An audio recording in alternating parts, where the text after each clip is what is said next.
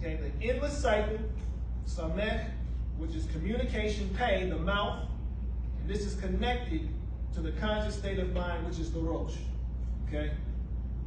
So the endless cycle, the samech means endless cycle. You can even see it means a circle. This is the symbology of a mouth. The pay is a mouth. The cycle of communication, and it's connected to the conscious state of mind, rosh, which is the head. Okay? So that's what letters, when you take the Hebrew letters and combine them into the word letters, or sofarim, it means the endless cycle of communication connected to the conscious state of mind.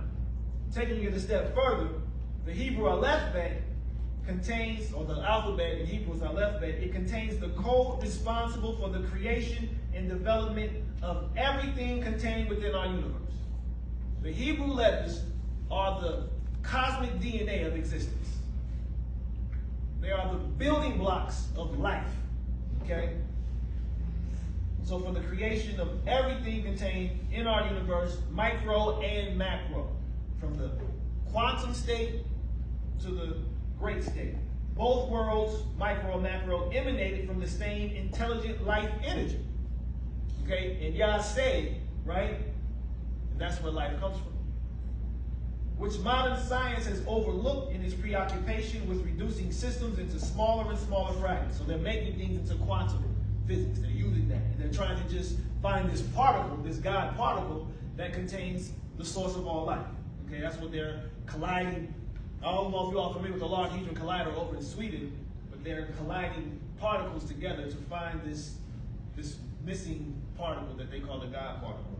This is all from the source of life, which is Yah.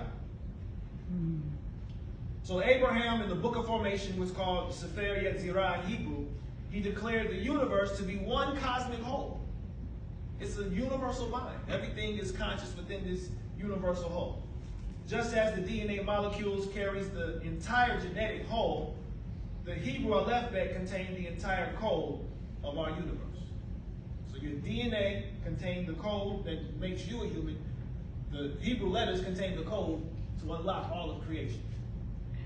The alphabet was the primordial ancestor of DNA, the master molecule of life on Earth, and through the alphabet, we can make contact with the true components of the cosmic code. This is a vehicle that we can use. The letters are vehicles that we can use to get in contact with this cosmic code, right? And also the permanent natural laws of our universe. So we can start to utilize things to our advantage once we understand how these pieces of technology work. That's what they are. These are technological pieces of science, metaphysical science, though. And therefore, the alphabet embodies the coded instructions to replicate life itself in subsequent words, the origin of the instructions, or the mechanisms that produce the genetic code, which remains a mystery to me. And we know that the scriptures say